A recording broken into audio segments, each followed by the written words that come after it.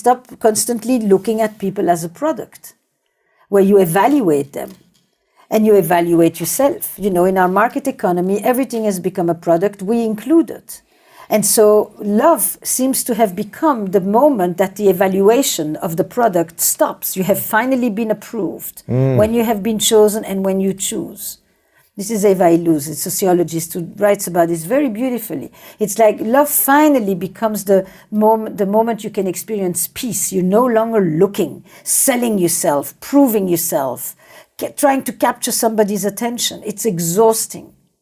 And once you are in that mentality, you also are continuously looking for the best product. You never say, you know, how can I meet a person who? People don't often talk about how can I be a person who. That's so true. Okay, so it's what you're looking for in the market economy of romantic love, rather than who are you? How do you show up? What do you bring? What responsibility do you take? How generous are you, etc. Absolutely. Second thing, for what I think sets you up for a better relationship.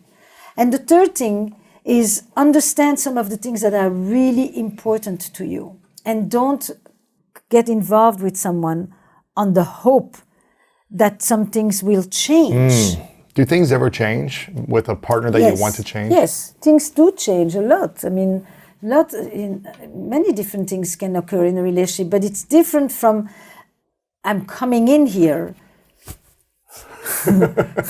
right. to turn things around, you know, because so much of us wants the experience of acceptance. So, absolutely. with acceptance, I would say this, another thing to prepare yourself.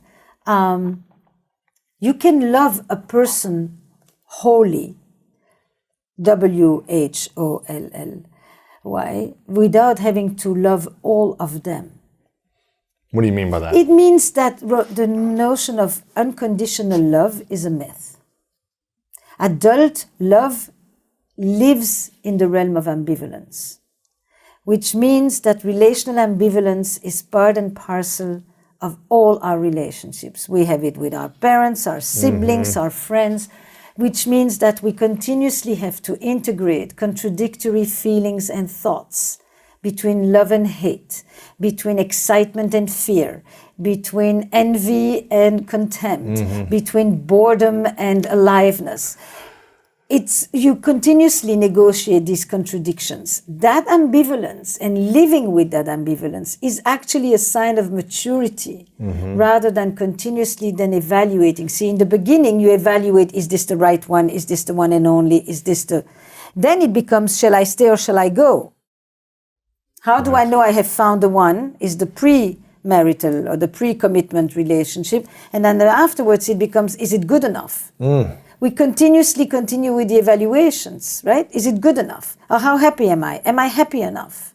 So that's the unconditional love. No, we live with ambivalence in our relationship. There are periods where we think, what would life be like elsewhere? And then we come back and then we say, I can't imagine it without it. This is what I've chosen. I'm good here. But it's a conversation. The idea that you will be accepted unconditionally is a dream we have for our parents when we are babies. It's not part of adult love. Right. So unconditional love is not something that we can expect. Unconditional love is a myth. So the one and only is a myth. You asked me, how do we set ourselves up for the best for relationships up front? There is no one and only. There is one person that you choose at a certain moment in time, and with that person you try to create the most beautiful relationship you can. But you could have done it with others. Timing is involved, lots of things are involved. So there is no one and only. There's no soulmate. Soulmate is God. You can think that you have a soulmate connection with someone, that you have a deep, deep meeting of the minds, of the souls, of the heart, of the bodies, but it's a metaphor. It's not a person. It's the quality of an experience that feels like soulmate. That's number 2. Number 3, there is no unconditional love. We live with ambivalence in our deepest love relationships. There are things we like and things we don't. And things they like about us and things they don't. And moments they can't be without us, and moments where they wish on occasion they could be away from us. Right. And that's normal. Number 4, the happiness mandate. Continuously evaluating how happy I am. You know, if you continuously pursue happiness, you're miserable a lot of the time. What should we pursue instead? We pursue integrity, depth, joy, aliveness, connection, growth. Those things that ultimately make us say, I feel good, I'm happy about this, but I don't pursue happiness. Happiness is the consequence of a lot of things you put in. You pursue caring for someone, having their back, feeling they have your back, wanting the best for them, what the Pali people call compersion. Those things you can pursue. Compersion? What's compersion? Compersion is feeling joy for the happiness of the other person. This is polyamory relationships? It's a where it's concept like they're with another sexual partner. But I think the word is bigger than just, contained within the poly community and culture. It is the notion that you want good for the other person, even when it doesn't have to do with you. Right. You're proud of them, you admire them, you enjoy their growth, their successes, What about when someone says, I'm with this person, they make me happy? What does that happen when you're looking for someone to make you happy in the relationship? Well, the day they don't, you will say they make me unhappy. Or they don't make me happy, but it's they do to me. I'm the recipient of what they do. They have the power. They can give, they can withhold. I depend, I crave, I long, I yearn, I respond to them. And what should we be thinking of instead of this person makes me happy? How should we approach that? We give each other a good foundation from which we can each launch into our respective worlds. Ooh, that's cool. A home is a foundation with wings. Or I like to think a good relationship is a foundation with wings. So you feel the stability that you need, the security, the safety, the predictability as much as you can, as much as our life allows us. And at the same time, you have the wings to go and explore, discover, be curious, be in the world, sometimes together and sometimes apart. What do you think happens when people are in a relationship and let's say they're together for a year or a couple of years and they decide, okay, we want to get married, but maybe one or two, or each of the individuals don't accept something fully about the other person. Maybe there's like 3 things that they really don't like or don't accept or wish they changed. What? Yeah. I don't know. I'm just trying to think of something where you're like, I love so much. We have this great connection. We have so much fun and we're growing and building a relationship. But behind their back, you're telling your girlfriend or your guy friends, I wish they'd change this, this, or this. I don't like this thing. Or I don't like this thing. That's ambivalence.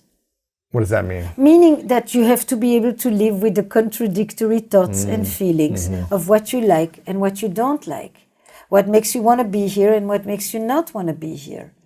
What happens when we don't accept that though? And we like, hopefully they'll change out of this or grow out of this thing that I don't like about them. What happens when we're in that space? That means that when you get married, you're not just making a deal with your partner, you're making a secret deal with yourself that this is going to change. And then when it doesn't, you get very upset or pissed because your deal with yourself, which you never said out loud, it's the private bargain you do with yourself. And all of us, when we pick someone, make private bargains with ourselves too. And it's often that bargain that is broken more than the one, because the partner never promised you that this would change. Exactly. And so it just creates more resentment. When we want something to change, we don't accept them. Expectations are resentment in the make. Yeah. The more expectations you have, the more things you can be disappointed of afterwards. Right. Especially when they're not articulated. I think what you need to know is what are some of the things. If you are with someone who, if you go back to the erotic connection, if you're with someone with whom you have a very difficult erotic connection, and you know that this is something that really is important to you. Being seen, being touched, being held, being kissed, being stroked, being made love to is really a language that is very important to you. And you don't want to live without it. Then listen to yourself. If it's not an important part for you, because that is not the way you express yourself most, then you know that this is not the centerpiece of your relationship. You have other things that you share. If you know that you don't want children, or the reverse, that the other person doesn't want children, don't go in there hoping that they're going to change their Right. mind, because that is not fair to you nor to them. Mm-hmm.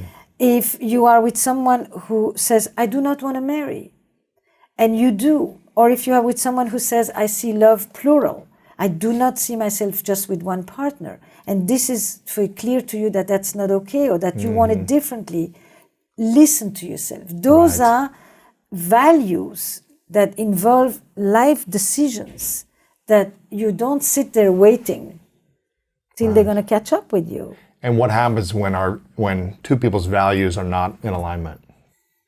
Can they still have a beautiful life story, or do you feel like there's always going to be some type of unnecessary I think struggle? it depends on the degree to which people can live with what we call a sense of differentiation. Meaning, if I am okay wanting to go to church, and that's not part of what you do. Mm-hmm. We come from the same faith, or we come from different religions, and one of us wants to adhere to their tradition and wants to participate in the practices of their religion, and is okay doing it without the other. Doesn't feel that that needs to be shared. Mm-hmm. Doesn't experience every time they sit in church, I wish you were sitting next to me. Why do I have to come here alone all the time? Right. You know, that. So it's accepting someone's choices. It's accepting that your choice, if you practice it, you can accept to do it without your partner. Mm-hmm. So it's you accepting It's that. you accepting it. Of course, the other person. But the other person can often tell you, you go. If you like to be there, I don't want to go there on Sunday morning. I have other things to do with my time. Sure. Okay? Religion is a major one on that. Travel is another one on that. Children, work, Family, etc. in-laws, It's difficult to say to someone, I'll have a child alone. You don't have to participate. But it is easier to say, I will continue to practice my religion because it is central to me. You don't have to be a part of that. We have other things that we will share. Mm-hmm. But you need to know to do that and feel okay about it. If all the time. Now, that doesn't mean that on occasion you don't miss and you wish your partner, there's a great sermon, I so wish you had been there to hear it. Great. But if it's chronic and you just feel this hole all the time, and you know from the beginning that it is a unifier for you, and your partner doesn't show curiosity, because you can come from something else and say, I'm interested in this. Let me see what this is.